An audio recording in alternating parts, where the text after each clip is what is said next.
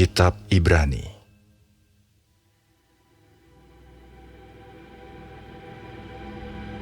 Setelah pada zaman dahulu, Allah berulang kali dan dalam pelbagai cara berbicara kepada nenek moyang kita dengan perantaraan nabi-nabi.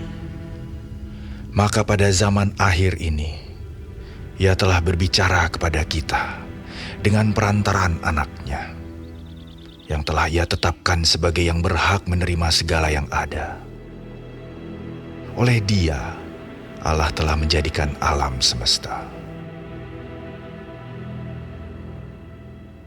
Ia adalah cahaya kemuliaan Allah dan gambar wujud Allah, dan menopang segala yang ada dengan firman-Nya yang penuh kekuasaan. Dan setelah Ia selesai mengadakan penyucian dosa, Ia duduk di sebelah kanan yang maha besar, di tempat yang tinggi, jauh lebih tinggi daripada malaikat-malaikat. Sama seperti nama yang dikaruniakan kepadanya, jauh lebih indah daripada nama mereka. Karena kepada siapakah di antara malaikat-malaikat itu pernah Ia katakan, "Anakku engkau telah kuperanakan pada hari ini, dan aku akan menjadi bapanya, dan ia akan menjadi anakku."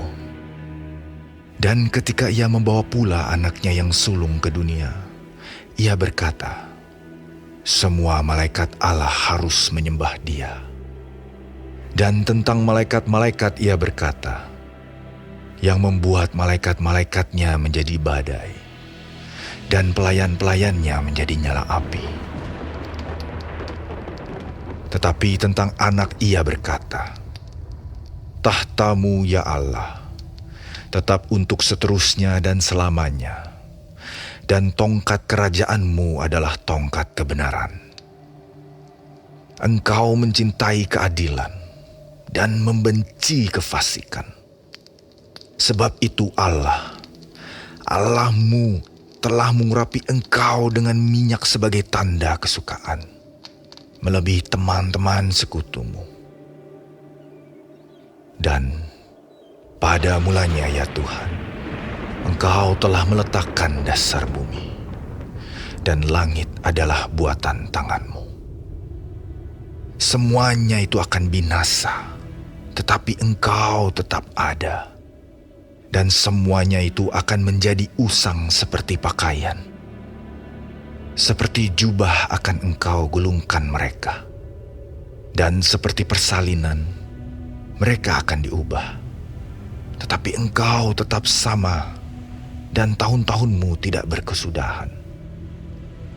Dan kepada siapakah di antara malaikat itu pernah Ia berkata, 'Duduklah di sebelah kananku, sampai kubuat musuh-musuhmu menjadi tumpuan kakimu'?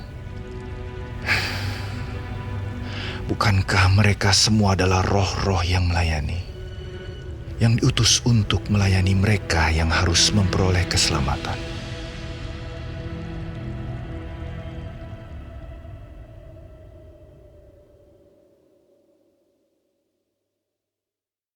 Karena itu, harus lebih teliti kita memperhatikan apa yang telah kita dengar, supaya kita jangan hanyut di bawah arus. Sebab kalau firman yang dikatakan dengan perantaraan malaikat-malaikat tetap berlaku, dan setiap pelanggaran dan ketidaktaatan mendapat balasan yang setimpal, bagaimanakah kita akan luput jikalau kita menyia-nyiakan keselamatan yang sebesar itu, yang mula-mula diberitakan oleh Tuhan dan oleh mereka yang telah mendengarnya kepada kita dengan cara yang dapat dipercayai, sedangkan Allah meneguhkan kesaksian mereka oleh tanda-tanda dan mujizat-mujizat, dan oleh berbagai-bagai penyataan kekuasaan, dan karena Roh Kudus yang dibagi-bagikannya menurut kehendak-Nya. Sebab bukan kepada malaikat-malaikat telah Ia taklukkan dunia yang akan datang, yang kita bicarakan ini. Ada orang yang pernah memberi kesaksian di dalam suatu nas. Katanya, "Apakah manusia sehingga engkau mengingatnya, atau anak manusia sehingga engkau mengindahkannya. Namun engkau telah membuatnya untuk waktu yang singkat sedikit lebih rendah daripada malaikat-malaikat, dan telah memahkotainya dengan kemuliaan dan hormat. Segala sesuatu telah engkau taklukkan di bawah kakinya. Sebab dalam menaklukkan segala sesuatu kepadanya, tidak ada suatu pun yang ia kecualikan, yang tidak takluk kepadanya.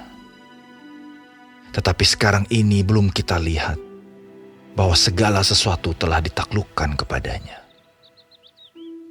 Tetapi Dia yang untuk waktu yang singkat dibuat sedikit lebih rendah daripada malaikat-malaikat, yaitu Yesus. Kita lihat, yang oleh karena penderitaan maut, dimahkotai dengan kemuliaan dan hormat, supaya oleh kasih karunia Allah, Ia mengalami maut bagi semua manusia. Sebab memang sesuai dengan keadaan Allah, yang baginya dan olehnya segala sesuatu dijadikan, yaitu Allah yang membawa banyak orang kepada kemuliaan, juga menyempurnakan Yesus yang memimpin mereka kepada keselamatan dengan penderitaan. Sebab Ia yang menguduskan dan mereka yang dikuduskan, mereka semua berasal dari satu. Itulah sebabnya Ia tidak malu menyebut mereka saudara. Katanya, "Aku akan memberitakan namamu kepada saudara-saudaraku, dan memuji-muji engkau di tengah-tengah jemaat. Dan lagi, aku akan menaruh kepercayaan kepadanya. Dan lagi, sesungguhnya inilah aku dan anak-anak yang telah diberikan Allah kepadaku.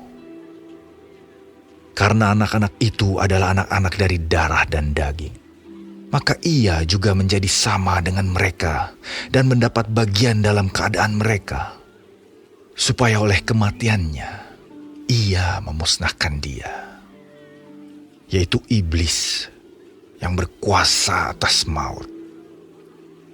Dan supaya dengan jalan demikian Ia membebaskan mereka yang seumur hidupnya berada dalam perhambaan oleh karena takutnya kepada maut. Sebab sesungguhnya bukan malaikat-malaikat yang Ia kasihani, tetapi keturunan Abraham yang Ia kasihani.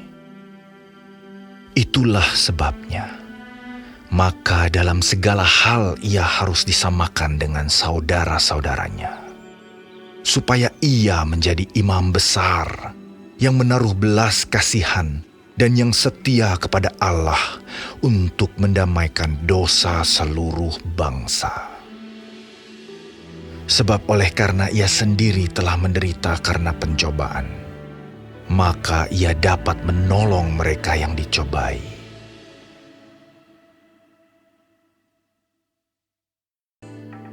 Sebab itu, hai saudara-saudara yang kudus, yang mendapat bagian dalam panggilan surgawi, pandanglah kepada Rasul dan Imam Besar yang kita akui, yaitu Yesus, yang setia kepada Dia yang telah menetapkannya, sebagaimana Musa pun setia dalam segenap rumahnya. Sebab Ia dipandang layak mendapat kemuliaan lebih besar daripada Musa, sama seperti ahli bangunan lebih dihormati daripada rumah yang dibangunnya. Sebab setiap rumah dibangun oleh seorang ahli bangunan, tetapi ahli bangunan segala sesuatu ialah Allah. Dan Musa memang setia dalam segenap rumah Allah, sebagai pelayan untuk memberi kesaksian tentang apa yang akan diberitakan kemudian. Tetapi Kristus setia sebagai anak yang mengepalai rumahnya. Dan rumahnya ialah kita. Jika kita sampai kepada akhirnya, teguh berpegang kepada kepercayaan dan pengharapan yang kita megahkan. Sebab itu, seperti yang dikatakan Roh Kudus, pada hari ini, jika kamu mendengar suaranya, Janganlah keraskan hatimu seperti dalam kegeraman pada waktu pencobaan di padang gurun, di mana nenek moyangmu mencobai aku dengan jalan menguji aku, sekalipun mereka melihat perbuatan-perbuatanku 40 tahun lamanya. Itulah sebabnya aku murka kepada angkatan itu dan berkata, selalu mereka sesat hati dan mereka tidak mengenal jalanku. Sehingga aku bersumpah dalam murkaku, mereka takkan masuk ke tempat perhentianku. Waspadalah, hai saudara-saudara, supaya di antara kamu jangan terdapat seorang yang hatinya jahat dan yang tidak percaya oleh karena ia murtad dari Allah yang hidup. Tetapi nasihatilah seorang akan yang lain setiap hari, selama masih dapat dikatakan hari ini, supaya jangan ada di antara kamu yang menjadi tegar hatinya karena tipu daya dosa. Karena kita telah beroleh bagian di dalam Kristus, asal saja kita teguh berpegang sampai kepada akhirnya, pada keyakinan iman kita yang semula. Tetapi apabila pernah dikatakan, pada hari ini, jika kamu mendengar suaranya, janganlah keraskan hatimu seperti dalam kegeraman. Siapakah mereka yang membangkitkan amarah Allah, sekalipun mereka mendengar suaranya? Bukankah mereka semua yang keluar dari Mesir di bawah pimpinan Musa? Dan siapakah yang ia murkai 40 tahun lamanya? Bukankah mereka yang berbuat dosa dan yang mayatnya bergelimpangan di padang gurun? Dan siapakah yang telah ia sumpahi bahwa mereka takkan masuk ke tempat perhentiannya? Bukankah mereka yang tidak taat? Demikianlah kita lihat bahwa mereka tidak dapat masuk oleh karena ketidakpercayaan mereka.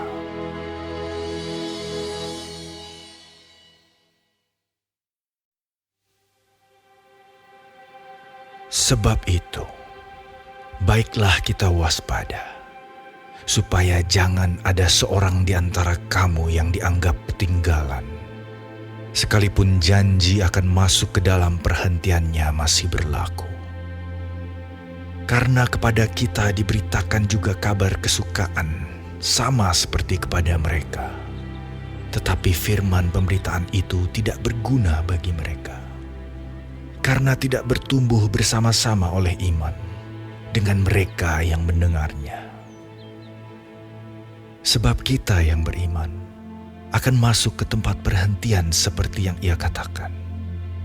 Sehingga aku bersumpah dalam murkaku, mereka takkan masuk ke tempat perhentianku, sekalipun pekerjaannya sudah selesai sejak dunia dijadikan.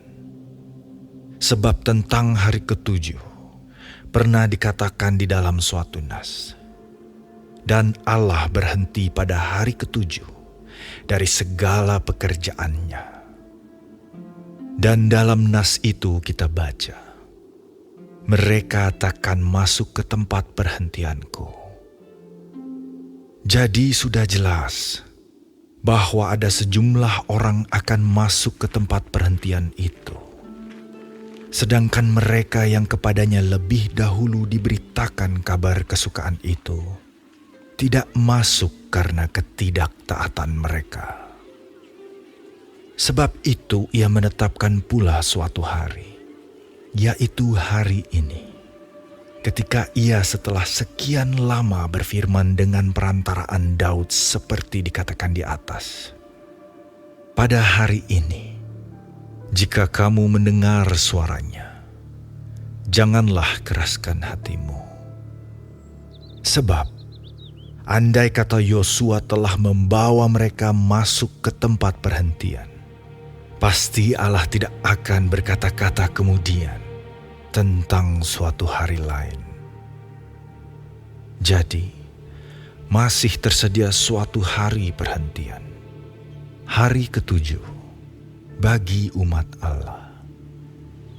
Sebab barang siapa telah masuk ke tempat perhentiannya, ia sendiri telah berhenti dari segala pekerjaannya, sama seperti Allah berhenti dari pekerjaannya.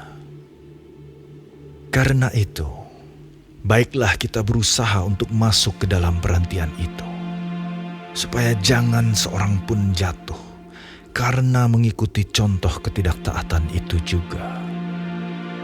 Sebab firman Allah hidup dan kuat dan lebih tajam daripada pedang bermata dua manapun. Ia menusuk amat dalam sampai memisahkan jiwa dan roh, sendi-sendi dan sumsum. Ia sanggup membedakan pertimbangan dan pikiran hati kita. Dan tidak ada suatu makhluk pun yang tersembunyi di hadapannya. Sebab segala sesuatu telanjang dan terbuka di depan mata Dia, yang kepadanya kita harus memberikan pertanggungan jawab. Karena kita sekarang mempunyai imam besar agung yang telah melintasi semua langit, yaitu Yesus, Anak Allah. Baiklah kita teguh berpegang pada pengakuan iman kita. Sebab imam besar yang kita punya bukanlah imam besar yang tidak dapat turut merasakan kelemahan-kelemahan kita. Sebaliknya sama dengan kita. Ia telah dicobai, hanya tidak berbuat dosa. Sebab itu, marilah kita dengan penuh keberanian menghampiri tahta kasih karunia, supaya kita menerima rahmat dan menemukan kasih karunia untuk mendapat pertolongan kita pada waktunya.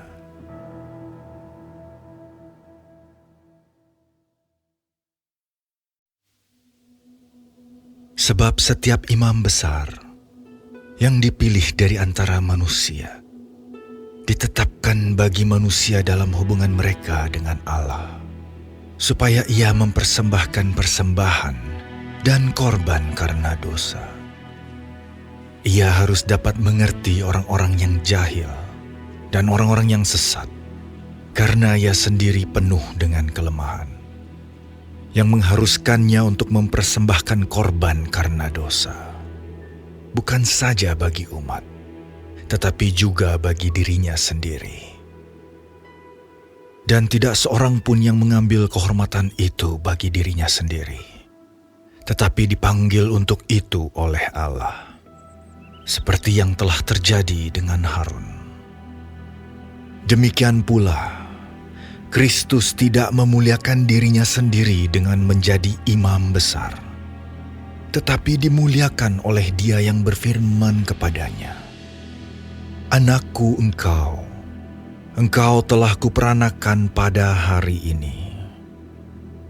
Sebagaimana firman-Nya dalam suatu nas lain, "Engkau adalah imam untuk selama-lamanya, menurut peraturan Melkisedek."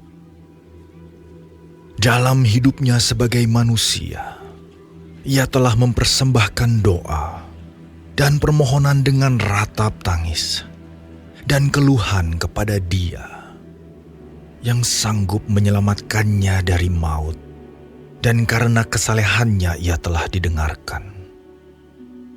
Dan sekalipun ia adalah anak, ia telah belajar menjadi taat dari apa yang telah dideritanya.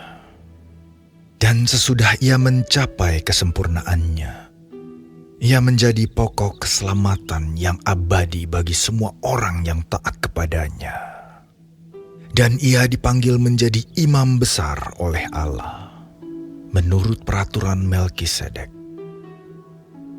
Tentang hal itu banyak yang harus kami katakan, tetapi yang sukar untuk dijelaskan karena kamu telah lamban dalam hal mendengarkan.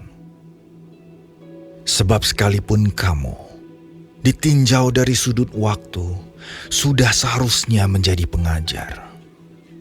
Kamu masih perlu lagi diajarkan asas-asas pokok dari penyataan Allah.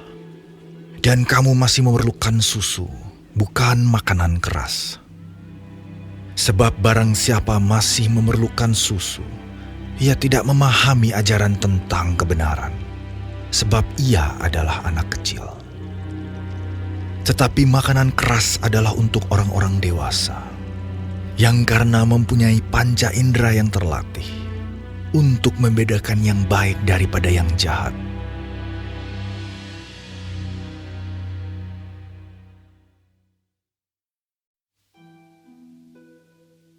Sebab itu, marilah kita tinggalkan asas-asas pertama dari ajaran tentang Kristus dan beralih kepada perkembangannya yang penuh.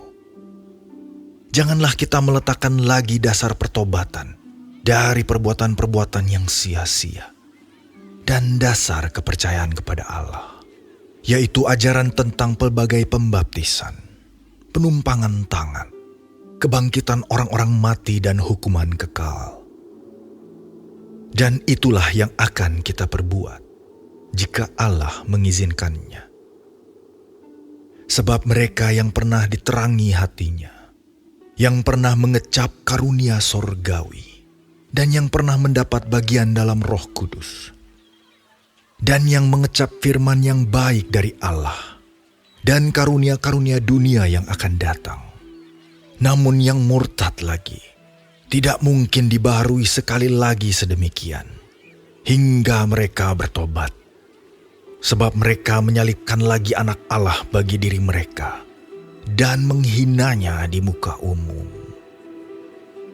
Sebab tanah yang menghisap air hujan yang sering turun ke atasnya, dan yang menghasilkan tumbuh-tumbuhan yang berguna bagi mereka yang mengerjakannya, menerima berkat dari Allah.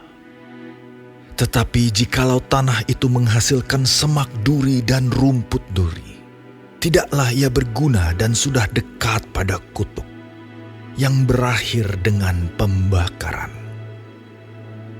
Tetapi, hai saudara-saudaraku yang kekasih, sekalipun kami berkata demikian tentang kamu, kami yakin bahwa kamu memiliki sesuatu yang lebih baik, yang mengandung keselamatan. Sebab Allah bukan tidak adil, sehingga ia lupa akan pekerjaanmu dan kasihmu, yang kamu tunjukkan terhadap namanya oleh pelayanan kamu kepada orang-orang kudus, yang masih kamu lakukan sampai sekarang. Tetapi kami ingin, supaya kamu masing-masing menunjukkan kesungguhan yang sama untuk menjadikan pengharapanmu suatu milik yang pasti, sampai pada akhirnya, agar kamu jangan menjadi lamban, tetapi menjadi penurut-penurut mereka yang oleh iman dan kesabaran mendapat bagian dalam apa yang dijanjikan Allah. Sebab ketika Allah memberikan janjinya kepada Abraham, ia bersumpah demi dirinya sendiri, karena tidak ada orang yang lebih tinggi daripadanya. Katanya, sesungguhnya aku akan memberkati engkau berlimpah-limpah, dan akan membuat engkau sangat banyak. Abraham menanti dengan sabar, dan dengan demikian ia memperoleh apa yang dijanjikan kepadanya. Sebab manusia bersumpah demi orang yang lebih tinggi, dan sumpah itu menjadi suatu pengokohan baginya, yang mengakhiri segala bantahan. Karena itu, untuk lebih meyakinkan mereka yang berhak menerima janji itu akan kepastian putusannya, Allah telah mengikat dirinya dengan sumpah, supaya oleh dua kenyataan yang tidak berubah-ubah, tentang mana Allah tidak mungkin berdusta, kita yang mencari perlindungan beroleh dorongan yang kuat untuk menjangkau pengharapan yang terletak di depan kita. Pengharapan itu adalah sauh yang kuat dan aman bagi jiwa kita, yang telah dilabuhkan sampai ke belakang tabir, di mana Yesus telah masuk sebagai perintis bagi kita, ketika ia, menurut peraturan Melkisedek, menjadi imam besar sampai selama-lamanya.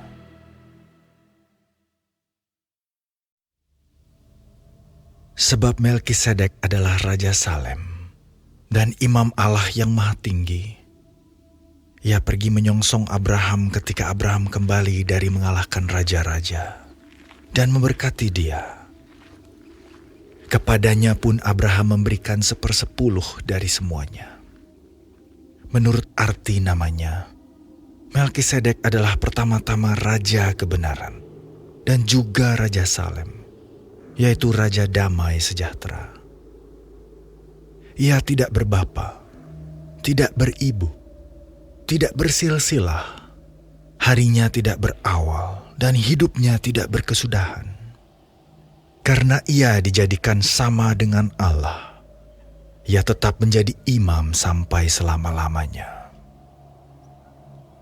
Camkanlah betapa besarnya orang itu, yang kepadanya Abraham, bapa leluhur kita, memberikan 1/10 dari segala rampasan yang paling baik, dan mereka dari anak-anak Lewi, yang menerima jabatan imam, mendapat tugas menurut hukum Taurat untuk memungut persepuluhan dari umat Israel, yaitu dari saudara-saudara mereka, sekalipun mereka ini juga adalah keturunan Abraham. Tetapi Melkisedek, yang bukan keturunan mereka, memungut persepuluhan dari Abraham dan memberkati dia, walaupun ia adalah pemilik janji. Memang tidak dapat disangkal bahwa yang lebih rendah diberkati oleh yang lebih tinggi. Dan di sini manusia-manusia fana menerima persepuluhan, dan di sana ia yang tentang dia diberi kesaksian bahwa ia hidup. Maka dapatlah dikatakan bahwa dengan perantaraan Abraham dipungut juga persepuluhan dari Lewi, yang berhak menerima persepuluhan, sebab ia masih berada dalam tubuh bapa leluhurnya ketika Melkisedek menyongsong bapa leluhurnya itu. Karena itu, andai kata oleh imamat Lewi telah tercapai kesempurnaan, sebab karena imamat itu umat Israel telah menerima Taurat, apakah sebabnya masih perlu seorang lain ditetapkan menjadi imam besar menurut peraturan Melkisedek, dan yang tentang dia tidak dikatakan menurut peraturan Harun?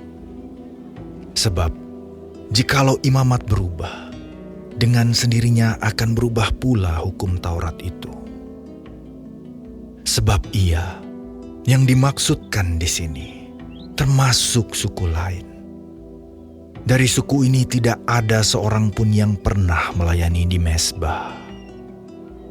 Sebab telah diketahui semua orang bahwa Tuhan kita berasal dari suku Yehuda. Dan mengenai suku itu, Musa tidak pernah mengatakan suatu apapun tentang imam-imam. Dan hal itu jauh lebih nyata lagi jikalau ditetapkan seorang imam lain menurut cara Melkisedek, yang menjadi imam bukan berdasarkan peraturan-peraturan manusia, tetapi berdasarkan hidup yang tidak dapat binasa.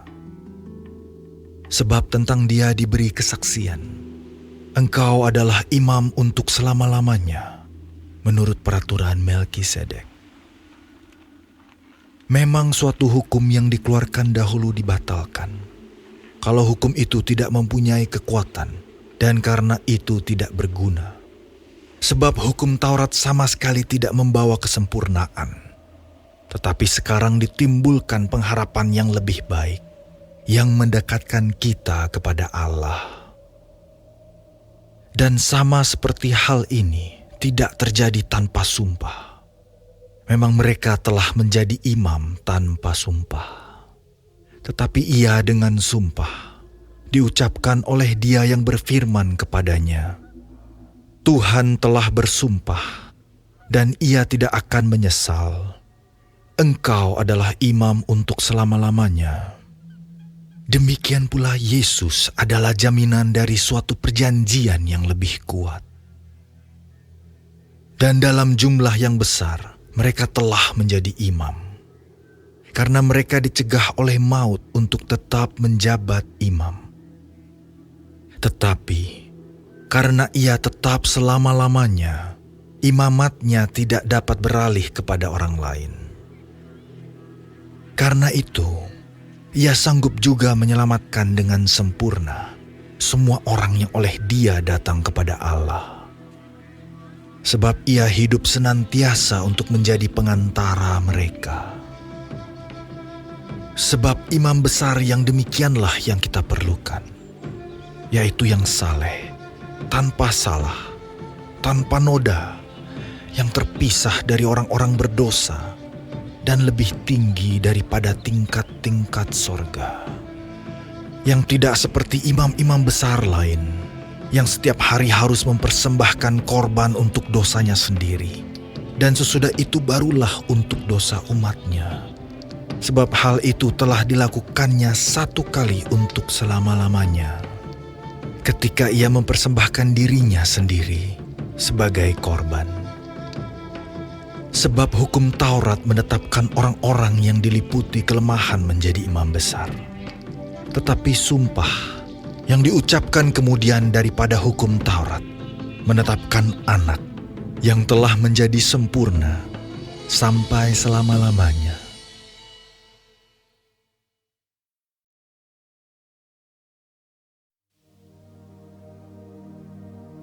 Inti segala yang kita bicarakan itu ialah kita mempunyai imam besar yang demikian, yang duduk di sebelah kanan tahta yang maha besar di sorga, dan yang melayani ibadah di tempat kudus, yaitu di dalam kemah sejati yang didirikan oleh Tuhan dan bukan oleh manusia.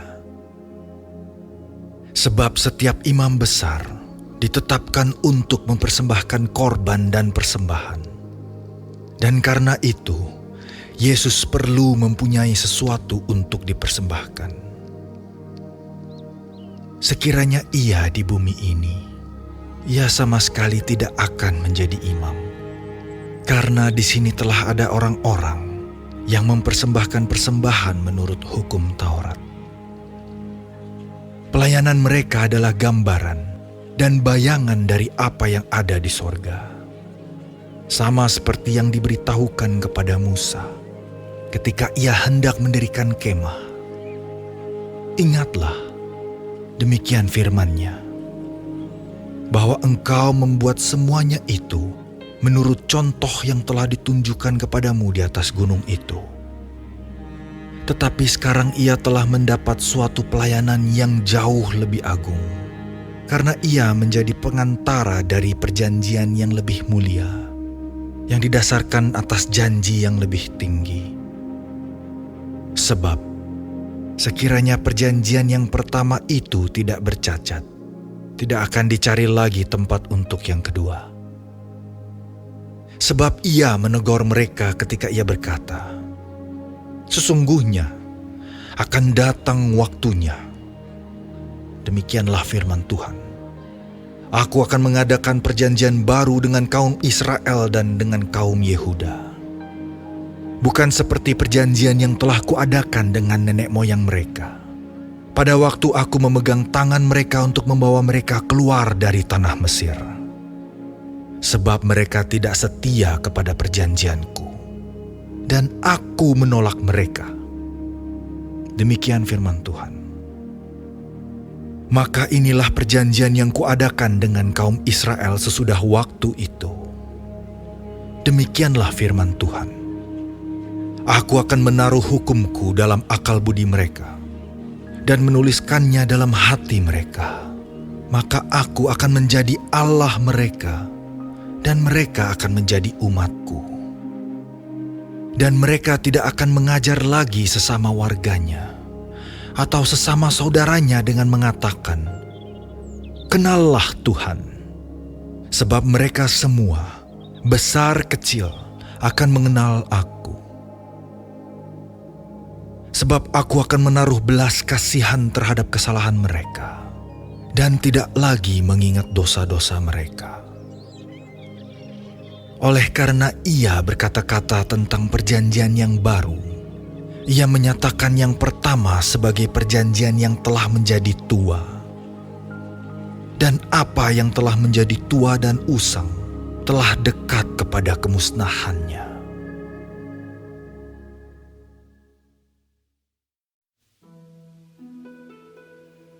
Memang perjanjian yang pertama juga mempunyai peraturan-peraturan untuk ibadah dan untuk tempat kudus buatan tangan manusia. Sebab ada dipersiapkan suatu kemah, yaitu bagian yang paling depan, dan di situ terdapat kaki dian dan meja dengan roti sajian. Bagian ini disebut tempat yang kudus. Di belakang tirai yang kedua, terdapat suatu kemah lagi yang disebut tempat yang maha kudus. Di situ terdapat mezbah pembakaran ukupan dari emas dan tabut perjanjian yang seluruhnya disalut dengan emas. Di dalam tabut perjanjian itu tersimpan buli-buli emas berisi mana, tongkat Harun yang pernah bertunas, dan loh-loh batu yang bertuliskan perjanjian. Dan di atasnya kedua kerup kemuliaan yang menaungi tutup pendamaian. Tetapi hal ini tidak dapat kita bicarakan sekarang secara terperinci. Demikianlah caranya tempat yang kudus itu diatur. Maka imam-imam senantiasa masuk ke dalam kemah yang paling depan itu untuk melakukan ibadah mereka. Tetapi ke dalam kemah yang kedua, hanya imam besar saja yang masuk sekali setahun, dan harus dengan darah yang ia persembahkan karena dirinya sendiri, dan karena pelanggaran-pelanggaran yang dibuat oleh umatnya dengan tidak sadar. Dengan ini Roh Kudus menyatakan bahwa jalan ke tempat yang kudus itu belum terbuka selama kemah yang pertama itu masih ada. Itu adalah kiasan masa sekarang. Sesuai dengan itu dipersembahkan korban dan persembahan yang tidak dapat menyempurnakan mereka, yang mempersembahkannya menurut hati nurani mereka. Karena semuanya itu, di samping makanan, minuman, dan pelbagai macam pembasuhan, hanyalah peraturan-peraturan untuk hidup insani yang hanya berlaku sampai tibanya waktu pembaharuan. Tetapi Kristus telah datang sebagai imam besar untuk hal-hal yang baik yang akan datang. Ia telah melintasi kemah yang lebih besar dan yang lebih sempurna, yang bukan dibuat oleh tangan manusia. Artinya yang tidak termasuk ciptaan ini. Dan ia telah masuk satu kali untuk selama-lamanya ke dalam tempat yang kudus, bukan dengan membawa darah domba jantan dan darah anak lembu, tetapi dengan membawa darahnya sendiri. Dan dengan itu, ia telah mendapat kelepasan yang kekal. Sebab, jika darah domba jantan dan darah lembu jantan dan percikan abu lembu muda menguduskan mereka yang najis, sehingga mereka disucikan secara lahiriah, betapa lebihnya darah Kristus, yang oleh Roh yang kekal telah mempersembahkan dirinya sendiri kepada Allah sebagai persembahan yang tak bercacat, akan menyucikan hati nurani kita dari perbuatan-perbuatan yang sia-sia, supaya kita dapat beribadah kepada Allah yang hidup. Karena itu, ia adalah pengantara dari suatu perjanjian yang baru, supaya mereka yang telah terpanggil dapat menerima bagian kekal yang dijanjikan. Sebab ia telah mati untuk menebus pelanggaran-pelanggaran yang telah dilakukan selama perjanjian yang pertama. Sebab di mana ada wasiat, di situ harus diberitahukan tentang kematian pembuat wasiat itu. Karena suatu wasiat barulah sah kalau pembuat wasiat itu telah mati, sebab ia tidak berlaku selama pembuat wasiat itu masih hidup. Itulah sebabnya, maka perjanjian yang pertama tidak disahkan tanpa darah. Sebab sesudah Musa memberitahukan semua perintah hukum Taurat kepada seluruh umat, ia mengambil darah anak lembu dan darah domba jantan serta air dan bulu merah dan hisop, lalu memerciki kitab itu sendiri dan seluruh umat, sambil berkata, "Inilah darah perjanjian yang ditetapkan Allah bagi kamu." Dan juga kemah dan semua alat untuk ibadah dipercikinya secara demikian dengan darah. Dan hampir segala sesuatu disucikan menurut hukum Taurat dengan darah. Dan tanpa penumpahan darah tidak ada pengampunan. Jadi, segala sesuatu yang melambangkan apa yang ada di sorga haruslah ditahirkan secara demikian. Tetapi benda-benda sorgawi sendiri oleh persembahan-persembahan yang lebih baik daripada itu. Sebab Kristus bukan masuk ke dalam tempat kudus buatan tangan manusia yang hanya merupakan gambaran saja dari yang sebenarnya, tetapi ke dalam sorga sendiri untuk menghadap hadirat Allah guna kepentingan kita. Dan ia bukan masuk untuk berulang-ulang mempersembahkan dirinya sendiri, sebagaimana imam besar setiap tahun masuk ke dalam tempat kudus dengan darah yang bukan darahnya sendiri. Sebab jika demikian, ia harus berulang-ulang menderita sejak dunia ini dijadikan. Tetapi sekarang ia hanya satu kali saja menyatakan dirinya pada zaman akhir untuk menghapuskan dosa oleh korbannya.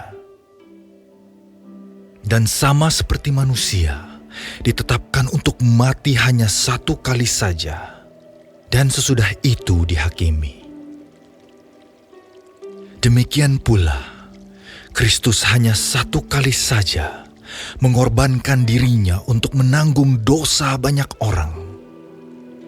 Sesudah itu ia akan menyatakan dirinya sekali lagi, tanpa menanggung dosa, untuk menganugerahkan keselamatan kepada mereka yang menantikan Dia.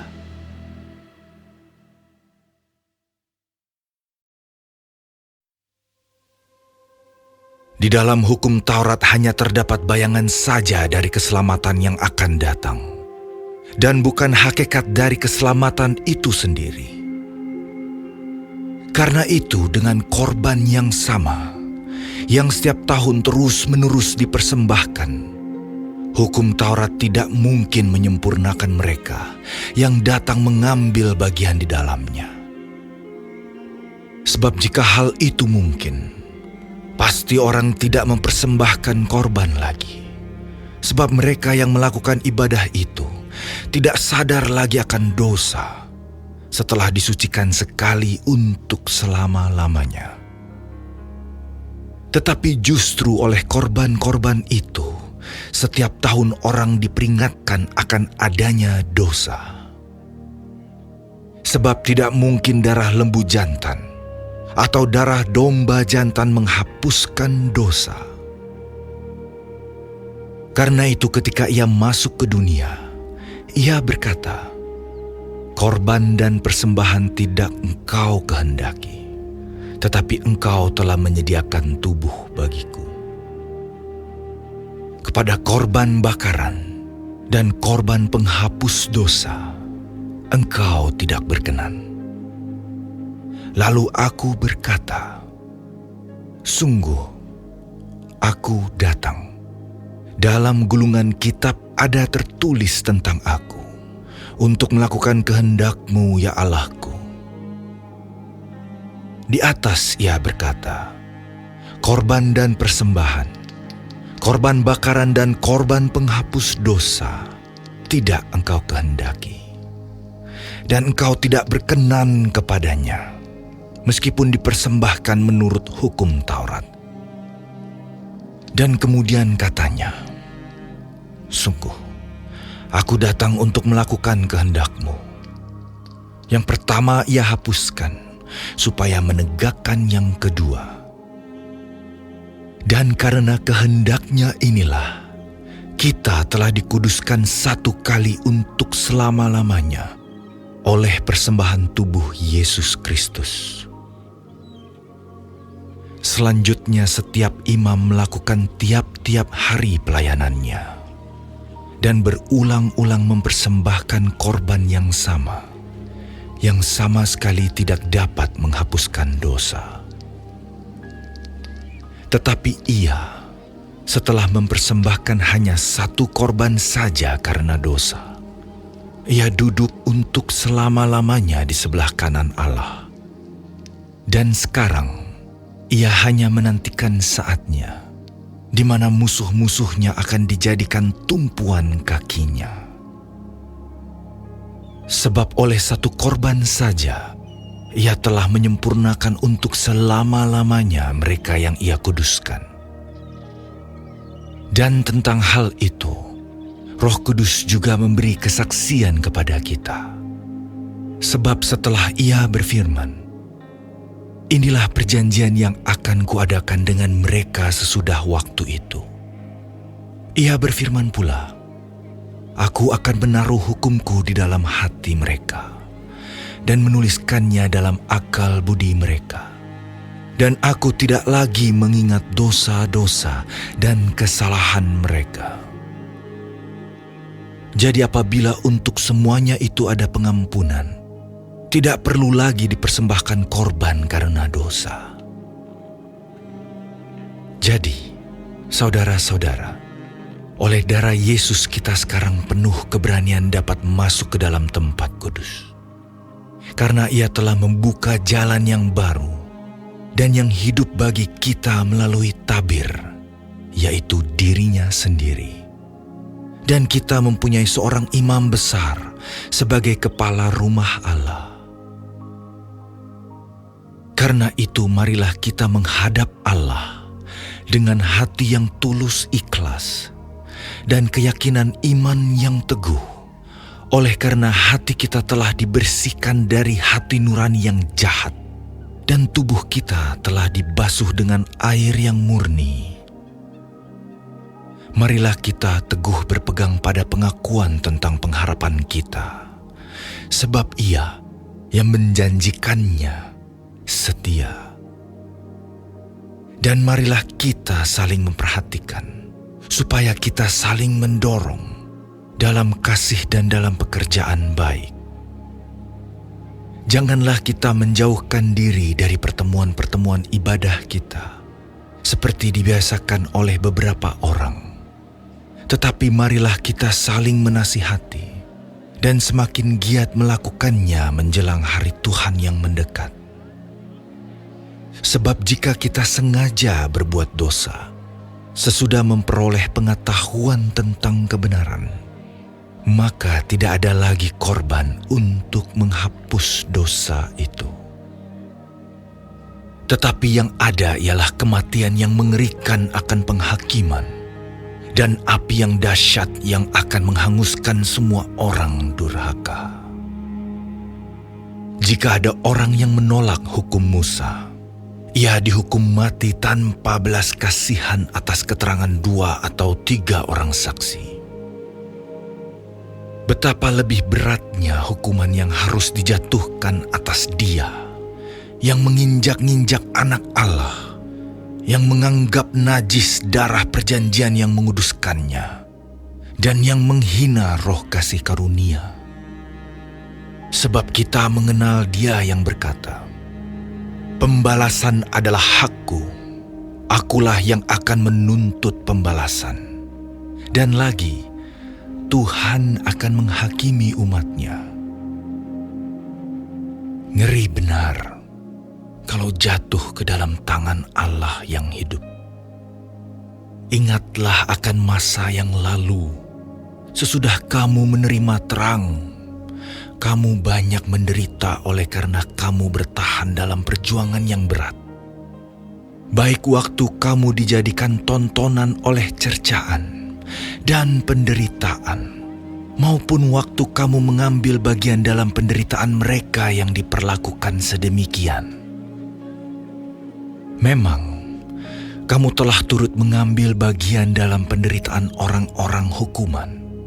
Dan ketika harta kamu dirampas, kamu menerima hal itu dengan sukacita, sebab kamu tahu bahwa kamu memiliki harta yang lebih baik dan yang lebih menetap sifatnya.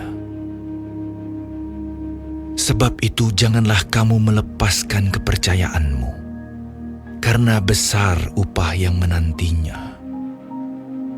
Sebab kamu memerlukan ketekunan, supaya sesudah kamu melakukan kehendak Allah, kamu memperoleh apa yang dijanjikan itu.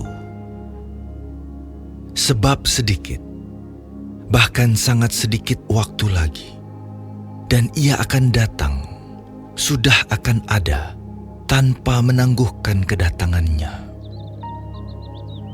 Tetapi orangku yang benar akan hidup oleh iman, dan apabila ia mengundurkan diri, maka aku tidak berkenan kepadanya.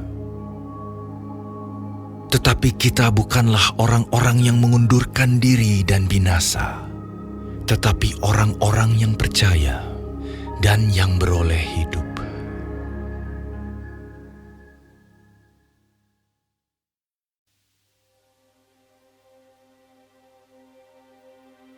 Iman adalah dasar dari segala sesuatu yang kita harapkan, dan bukti dari segala sesuatu yang tidak kita lihat. Sebab, oleh imanlah telah diberikan kesaksian kepada nenek moyang kita. Karena iman kita mengerti bahwa alam semesta telah dijadikan oleh firman Allah, sehingga apa yang kita lihat telah terjadi dari apa yang tidak dapat kita lihat. Karena iman, Habel telah mempersembahkan kepada Allah korban yang lebih baik daripada korban Kain. Dengan jalan itu ia memperoleh kesaksian kepadanya bahwa ia benar, karena Allah berkenan akan persembahannya itu. Dan karena iman, ia masih berbicara sesudah ia mati. Karena iman, Henokh terangkat, supaya ia tidak mengalami kematian, dan ia tidak ditemukan, karena Allah telah mengangkatnya.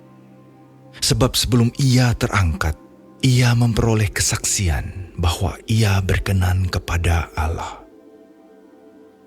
Tetapi tanpa iman, tidak mungkin orang berkenan kepada Allah. Sebab barang siapa berpaling kepada Allah, ia harus percaya bahwa Allah ada, dan bahwa Allah memberi upah kepada orang yang sungguh-sungguh mencari Dia. Karena iman, maka Nuh dengan petunjuk Allah tentang sesuatu yang belum kelihatan, dengan taat mempersiapkan bahtera untuk menyelamatkan keluarganya. Dan karena iman itu ia menghukum dunia, dan ia ditentukan untuk menerima kebenaran sesuai dengan imannya. Karena iman, Abraham taat ketika ia dipanggil untuk berangkat ke negeri yang akan diterimanya menjadi milik pusakanya. Lalu ia berangkat dengan tidak mengetahui tempat yang ia tujui. Karena iman, ia diam di tanah yang dijanjikan itu, seolah-olah di suatu tanah asing, dan di situ ia tinggal di kemah dengan Ishak dan Yakub, yang turut menjadi ahli waris janji yang satu itu. Sebab ia menanti-nantikan kota yang mempunyai dasar, yang direncanakan dan dibangun oleh Allah. Karena iman, ia juga dan Sarah beroleh kekuatan untuk menurunkan anak cucu, walaupun usianya sudah lewat, karena ia menganggap Dia yang memberikan janji itu setia. Itulah sebabnya, maka dari satu orang, Malahan orang yang telah mati pucuk, terpancar keturunan besar, seperti bintang di langit dan seperti pasir di tepi laut, yang tidak terhitung banyaknya. Dalam iman, mereka semua ini telah mati sebagai orang-orang yang tidak memperoleh apa yang dijanjikan itu, tetapi yang hanya dari jauh melihatnya dan melambai-lambai kepadanya, dan yang mengakui bahwa mereka adalah orang asing dan pendatang di bumi ini. Sebab mereka yang berkata demikian menyatakan bahwa mereka dengan rindu mencari suatu tanah air. Dan kalau sekiranya dalam hal itu mereka ingat akan tanah asal yang telah mereka tinggalkan, maka mereka cukup mempunyai kesempatan untuk pulang ke situ. Tetapi sekarang mereka merindukan tanah air yang lebih baik, yaitu satu tanah air sorgawi. Sebab itu Allah tidak malu disebut Allah mereka, karena Ia telah mempersiapkan sebuah kota bagi mereka. Karena iman, maka Abraham, tatkala ia dicobai, mempersembahkan Ishak. Ia yang telah menerima janji itu, rela mempersembahkan anaknya yang tunggal. Walaupun kepadanya telah dikatakan, keturunan yang berasal dari Ishaklah yang akan disebut keturunanmu. Karena ia berpikir bahwa Allah berkuasa membangkitkan orang-orang sekalipun dari antara orang mati. Dan dari sana ia seakan-akan telah menerimanya kembali. Karena iman maka Ishak, sambil memandang jauh ke depan, memberikan berkatnya kepada Yakub dan Esau. Karena iman, maka Yakub, ketika hampir waktunya akan mati, memberkati kedua anak Yusuf, lalu menyembah sambil bersandar pada kepala tongkatnya. Karena iman, maka Yusuf, menjelang matinya memberitakan tentang keluarnya orang-orang Israel, dan memberi pesan tentang tulang belulangnya. Karena iman, maka Musa, setelah ia lahir, disembunyikan selama 3 bulan oleh orang tuanya. Karena mereka melihat bahwa anak itu elok rupanya, dan mereka tidak takut akan perintah raja. Karena iman, maka Musa, setelah dewasa, menolak disebut anak putri Firaun, karena ia lebih suka menderita sengsara dengan umat Allah daripada untuk sementara menikmati kesenangan dari dosa. Ia menganggap penghinaan karena Kristus sebagai kekayaan yang lebih besar daripada semua harta Mesir, sebab pandangannya ia arahkan kepada upah. Karena iman, maka ia telah meninggalkan Mesir dengan tidak takut akan murka raja. Ia bertahan sama seperti ia melihat apa yang tidak kelihatan. Karena iman, maka ia mengadakan Paskah dan pemercikan darah, supaya pembinasa anak-anak sulung jangan menyentuh mereka. Karena iman, maka mereka telah melintasi Laut Merah sama seperti melintasi tanah kering. Sedangkan orang-orang Mesir tenggelam ketika mereka mencobanya juga.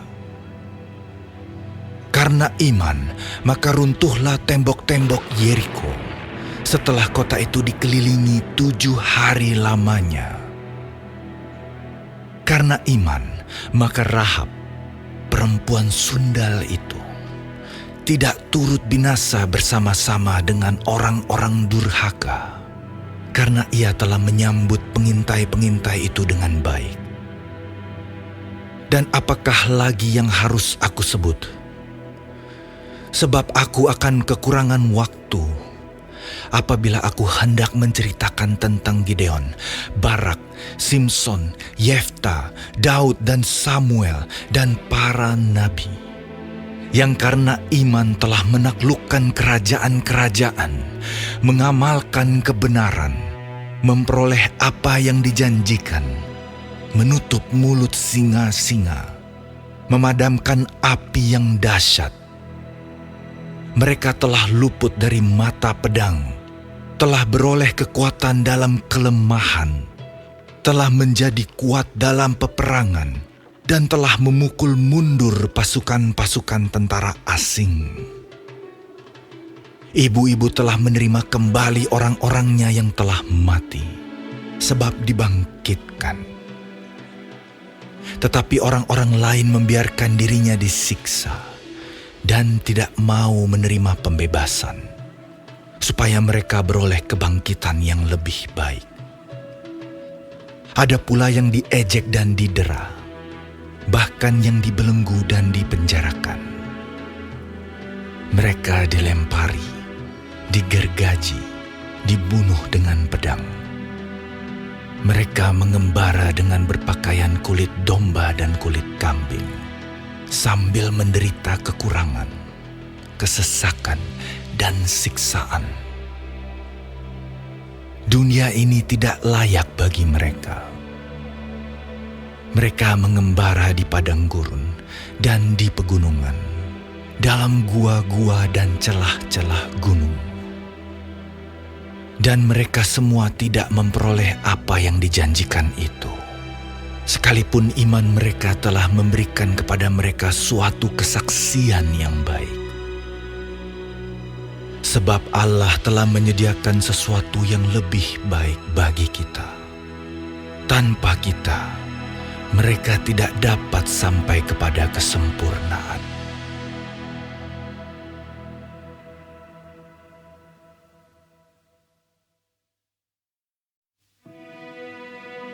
Karena kita mempunyai banyak saksi, bagaikan awan yang mengelilingi kita, marilah kita menanggalkan semua beban dan dosa yang begitu merintangi kita, dan berlomba dengan tekun dalam perlombaan yang diwajibkan bagi kita.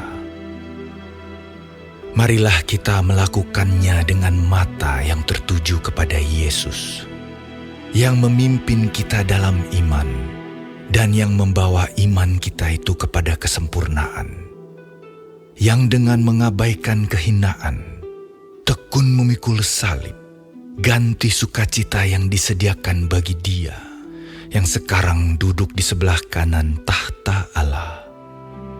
Ingatlah selalu akan Dia, yang tekun menanggung bantahan yang sehebat itu terhadap dirinya, dari pihak orang-orang berdosa, supaya jangan kamu menjadi lemah dan putus asa. Dalam pergumulan kamu melawan dosa, kamu belum sampai mencucurkan darah. Dan sudah lupakah kamu akan nasihat yang berbicara kepada kamu seperti kepada anak-anak? Hai anakku, janganlah anggap enteng didikan Tuhan, dan janganlah putus asa apabila engkau diperingatkannya. Karena Tuhan menghajar orang yang dikasihinya, dan Ia menyesah orang yang diakuinya sebagai anak. Jika kamu harus menanggung ganjaran, Allah memperlakukan kamu seperti anak. Di manakah terdapat anak yang tidak dihajar oleh ayahnya? Tetapi jikalau kamu bebas dari ganjaran yang harus diderita setiap orang, maka kamu bukanlah anak, tetapi anak-anak gampang. Selanjutnya, dari ayah kita yang sebenarnya kita beroleh ganjaran, dan mereka kita hormati. Kalau demikian, bukankah kita harus lebih taat kepada Bapa segala roh, supaya kita boleh hidup? Sebab mereka mendidik kita dalam waktu yang pendek, sesuai dengan apa yang mereka anggap baik. Tetapi Dia menghajar kita untuk kebaikan kita, supaya kita beroleh bagian dalam kekudusannya. Memang tiap-tiap ganjaran pada waktu ia diberikan tidak mendatangkan sukacita, tetapi duka cita. Tetapi kemudian ia menghasilkan buah kebenaran yang memberikan damai kepada mereka yang dilatih olehnya. Sebab itu, kuatkanlah tangan yang lemah dan lutut yang goyah. Dan luruskanlah jalan bagi kakimu, sehingga yang pincang jangan terpelecok, tetapi menjadi sembuh. Berusahalah hidup damai dengan semua orang, dan kejarlah kekudusan. Sebab tanpa kekudusan tidak seorang pun akan melihat Tuhan. Jagalah supaya jangan ada seorang pun menjauhkan diri dari kasih karunia Allah, agar jangan tumbuh akar yang pahit, yang menimbulkan kerusuhan dan yang mencemarkan banyak orang. Janganlah ada orang yang menjadi cabul, atau yang mempunyai nafsu yang rendah seperti Esau, yang menjual hak kesulungannya untuk sepiring makanan. Sebab kamu tahu bahwa kemudian ketika ia hendak menerima berkat itu, ia ditolak. Sebab ia tidak beroleh kesempatan untuk memperbaiki kesalahannya, sekalipun ia mencarinya dengan mencucurkan air mata. Sebab kamu tidak datang kepada gunung yang dapat disentuh dan api yang menyala-nyala, kepada kekelaman, kegelapan, dan angin badai, kepada bunyi sangkakala dan bunyi suara yang membuat mereka yang mendengarnya memohon, supaya jangan lagi berbicara kepada mereka. Sebab mereka tidak tahan mendengar perintah ini. Bahkan jika binatang pun yang menyentuh gunung, ia harus dilempari dengan batu. Dan sangat mengerikan pemandangan itu, sehingga Musa berkata, "Aku sangat ketakutan dan sangat gemetar." Tetapi kamu sudah datang ke Bukit Sion, ke kota Allah yang hidup, Yerusalem sorgawi, dan kepada beribu-ribu malaikat, suatu kumpulan yang meriah, dan kepada jemaat anak-anak sulung yang namanya terdaftar di sorga, dan kepada Allah yang menghakimi semua orang, dan kepada roh-roh orang-orang benar yang telah menjadi sempurna, dan kepada Yesus, pengantara perjanjian baru, dan kepada darah pemercikan, yang berbicara lebih kuat daripada darah Habel. Jagalah supaya kamu jangan menolak Dia yang berfirman, sebab jikalau mereka yang menolak Dia yang menyampaikan firman Allah di bumi tidak luput, apalagi kita, jika kita berpaling dari Dia yang berbicara dari sorga. Waktu itu suaranya menggoncangkan bumi, tetapi sekarang Ia memberikan janji, "Satu kali lagi aku akan menggoncangkan bukan hanya bumi saja, melainkan langit juga." Ungkapan "satu kali lagi" menunjukkan kepada perubahan pada apa yang dapat digoncangkan, karena Ia dijadikan supaya tinggal tetap apa yang tidak tergoncangkan. Jadi, karena kita menerima kerajaan yang tidak tergoncangkan, marilah kita mengucap syukur dan beribadah kepada Allah menurut cara yang berkenan kepadanya, dengan hormat dan takut. Sebab Allah kita adalah api yang menghanguskan.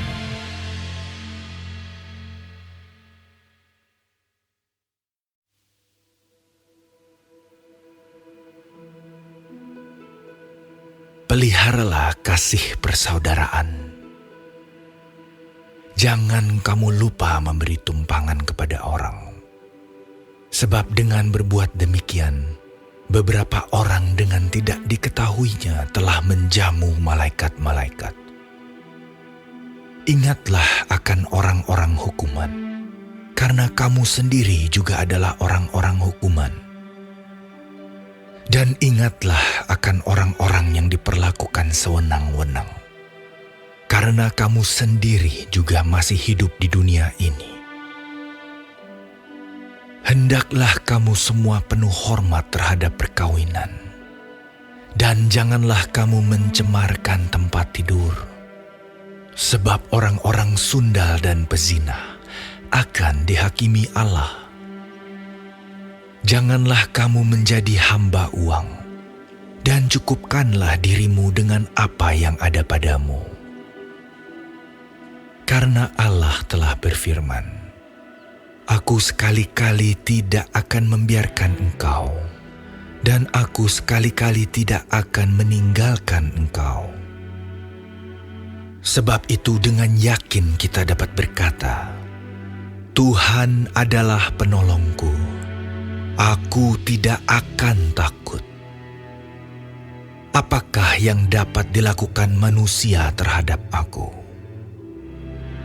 Ingatlah akan pemimpin-pemimpin kamu yang telah menyampaikan firman Allah kepadamu. Perhatikanlah akhir hidup mereka dan contohlah iman mereka. Yesus Kristus tetap sama, baik kemarin maupun hari ini, dan sampai selama-lamanya.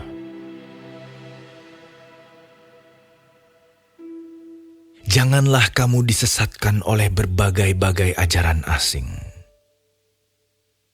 Sebab yang baik ialah bahwa hati kamu diperkuat dengan kasih karunia, dan bukan dengan pelbagai makanan yang tidak memberi faedah kepada mereka yang menuruti aturan-aturan makanan macam itu. Kita mempunyai suatu mezbah, dan orang-orang yang melayani kemah tidak boleh makan dari apa yang di dalamnya. Karena tubuh binatang-binatang yang darahnya dibawa masuk ke tempat kudus oleh imam besar sebagai korban penghapus dosa, dibakar di luar perkemahan. Itu jugalah sebabnya Yesus telah menderita di luar pintu gerbang, untuk menguduskan umatnya dengan darahnya sendiri. Karena itu, marilah kita pergi kepadanya di luar perkemahan dan menanggung kehinaannya. Sebab di sini kita tidak mempunyai tempat tinggal yang tetap. Kita mencari kota yang akan datang.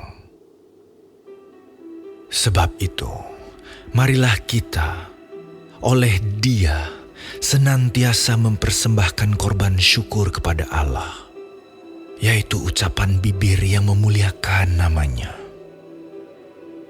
Dan janganlah kamu lupa berbuat baik dan memberi bantuan, sebab korban-korban yang demikianlah yang berkenan kepada Allah.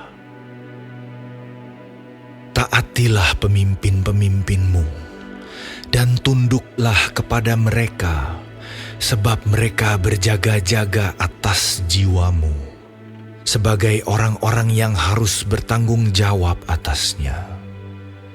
Dengan jalan itu, mereka akan melakukannya dengan gembira, bukan dengan keluh kesah, sebab hal itu tidak akan membawa keuntungan bagimu.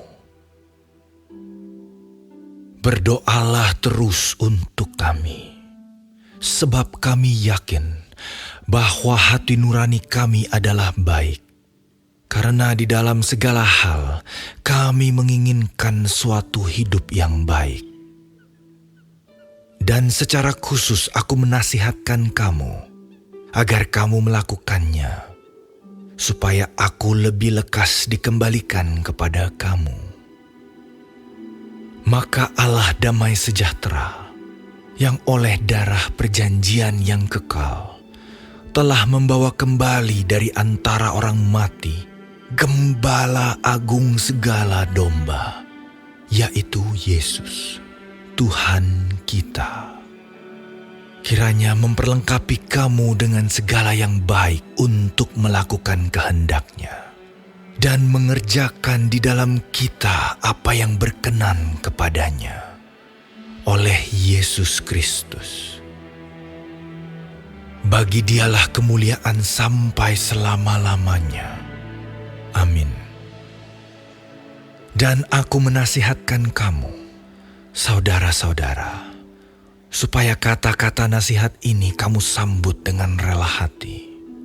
Sekalipun pendek saja suratku ini kepada kamu. Ketahuilah bahwa Timotius, saudara kita, telah berangkat. Segera sesudah ia datang, aku akan mengunjungi kamu bersama-sama dengan dia. Sampaikanlah salam kepada semua pemimpin kamu dan semua orang kudus. Terimalah salam dari saudara-saudara di Italia. Kasih karunia menyertai kamu sekalian.